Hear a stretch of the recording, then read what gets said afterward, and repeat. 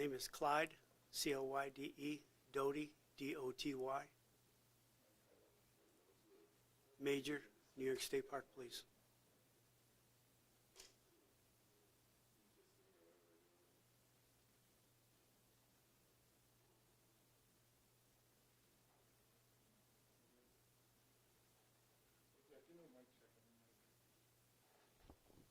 Check 321, 321, mic check.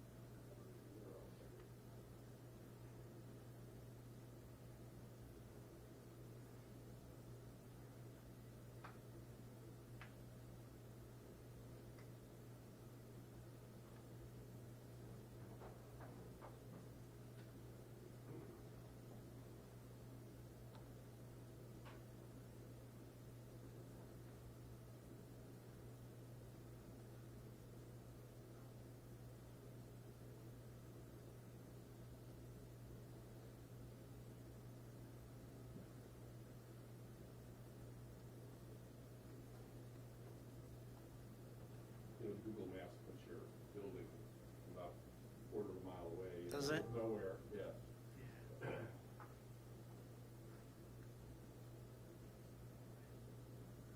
That's what the address? Yeah. Yeah. Yeah, same for me. 570 takes you halfway between here and Whirlpool. No kidding? Yeah. I was so confused.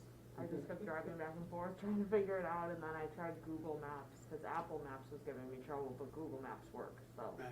yeah. And you know, the problem is when we built the station here, when we had the station built here, this was actually 2nd Street.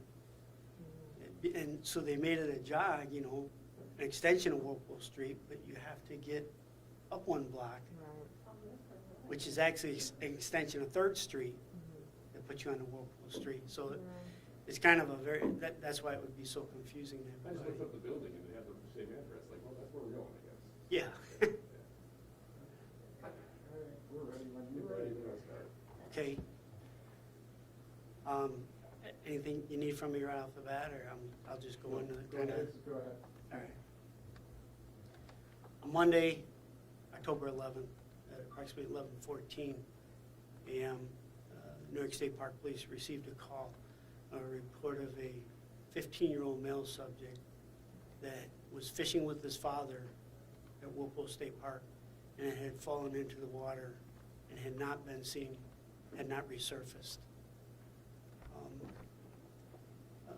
Patrols responded and immediately began searching efforts. Niagara Falls Fire Department responded as well, as did United States Border Patrol and New York State Police.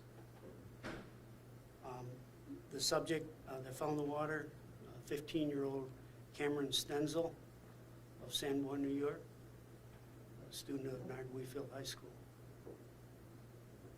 Search efforts were initiated and continue today.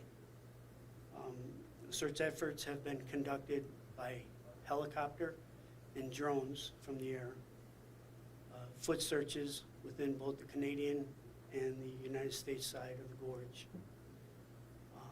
And vessels from the Coast Guard and personal watercraft from our agency. Searches have been conducted from the Whirlpool down to the village of Youngstown.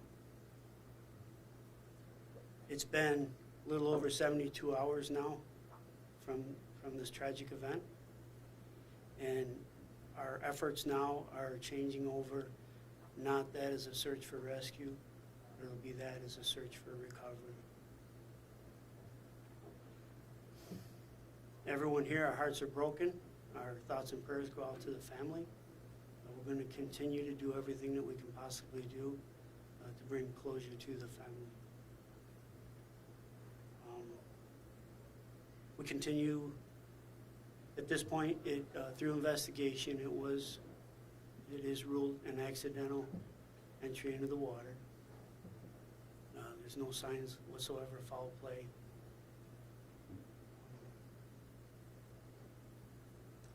that's it where it stands right now.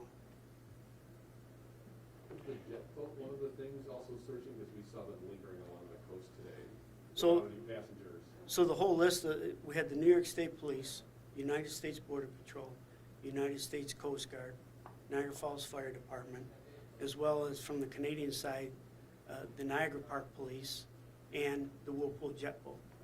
What do you think you can tell us about the family? Because we keep hearing that they're coming down and searching as well. I mean, do you not want citizens down there searching as well because that's dangerous? We will never organize a search comprised of civilian staff, but people are down there all the time. Fishermen are down there all the time now. It's salmon season. A lot of times, historically, they're our best eyes and ears. People go down there, and if they see something, they'll report it. Our advice to anybody going into the gorge, though, is don't go near the water. Stay on the trails, observe, look at whatever you want, but stay on the trails. If you try to climb the gorge, it's dangerous. If you go down near the water, it's dangerous. For the fishermen that go down there, we've said it time and time again, the water's unforgiving. If you slip and fall in the water, it's unforgiving. They make the hybrid personal flotation devices. If you're going to go down there and anywhere's near the water, wear one if you're going to fish down there. The area, oh, sorry, but you were not. No, go ahead. I was gonna say, the area where he went in, was that a particularly difficult area for searching, or was it any different than any other area? No, the river is the river. That whole stretch, it's not any more difficult. It's pretty wide open where this occurred. It's no more difficult than any other spot. Can you say at this point, if you're talking to the father, what you described, what happened? We haven't really heard that. It's just kind of specifics. Can you describe any of that? I can't imagine what the father's going through. You take your son on a fishing trip, and it ends in tragedy. I don't even want to comment on it. It's a terrible, terrible accident, and I can't imagine what he's going through. Have search efforts revealed anything, any sign of something that Cameron had on him, or an article of clothing, just anything that could help you? No, nothing. Hasn't revealed anything. We had received some reports of some articles of clothing. That was investigated, and that was not his article of clothing. Mm-hmm. And could you maybe describe just his physical makeup, weight, just height, anything? I don't have that. Okay. Normally, these have happened in the past. Sometimes it takes months for something to be discovered. Is there anything you can tell us about that as far as even wondering? It's hard to say when a body would resurface. There's a lot of elements that would come into play. I think right now we're at 75, almost 80 degrees out, possibly outside right now. The water's probably about 66 degrees, so temperatures are still in our favor, and that's what we're hoping for. Time frame, it's hard. Sometimes bodies never resurface. Other times, when they do, they come up in the heat of summer. Few days. It is a little bit cooler now. It might take a little bit longer, but then again, may never. Sometimes they never resurface. The search, has it been around the clock? Could you just describe just what the search has entailed in terms of time frame? Have you been looking day and night, every hour? It's too dangerous at night. Obviously, we're not. You won't see a heat signature at night. But we start in the morning at first light, and we start with foot patrols. We start with the drones. We have our own drones. They're out there immediately. The helicopters, we're using helicopters from the State Police and the Border Patrol. The Coast Guard did send a helicopter out the first 2 days from Detroit, Michigan. The helicopter flight today will be later in the day. Around what time? I believe it's at 4 o'clock. And how long is that going to last? They'll make a pass through the entire river from Youngstown up to the Whirlpool. Roughly how long are they in Does the that air? last? Yeah. I'm going to say roughly, I'll say roughly 30 minutes. Okay. So the transition from search to recovery, what does that mean? Does that mean we take a step back and whenever we can utilize a helicopter, a drone, we will? What does that transition actually mean? That just means our mindset. We're not expecting to find him alive. Nothing's changing in our search efforts right now. We're continuing the same patterns that we've been going. So you don't pull back at all or anything? Not at this point, we're not. So how long do you plan to continue to search? I guess actively search. How long does that happen? We never stop completely, but we do scale back. We'll go through this week and certainly through the weekend, and then we'll just reevaluate as each day goes on. But as I said, we have the fishermen that have always been a huge help to us.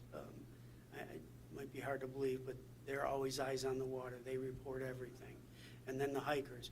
And there's so many people in the public already that when I've been in the gorge, I've overheard conversations of people in the gorge, stating that they're there, they're keeping their eyes open. Again, back to our efforts, we'll certainly schedule through the weekend, and we'll kind of go day by day after that. Have there been any weather issues? There have not. We've had good weather up to this point, and hopefully it holds out a little bit longer for us. Circumstances surrounding his entry just slipped in. It appears as though he was on a rock and had some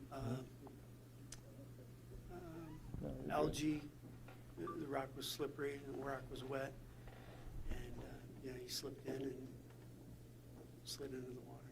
Did anything other than time change this from rescue to recovery, or was there something specific you found that changed it, or just time? Our searches, our searches have been so thorough. He's not in the gorge. He's not clinging to a rock on the gorge's edge. And then you look at the time frame. As I said, today we're 72, just beyond 72 hours into this. But we're extremely confident he is not in the gorge, as far as on land. So now, do you move to Lake Ontario?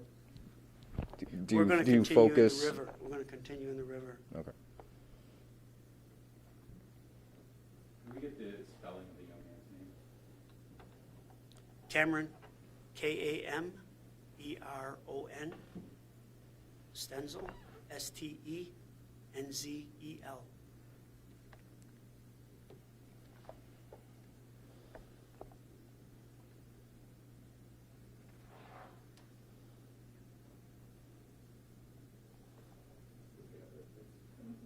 Thank you. Thank you.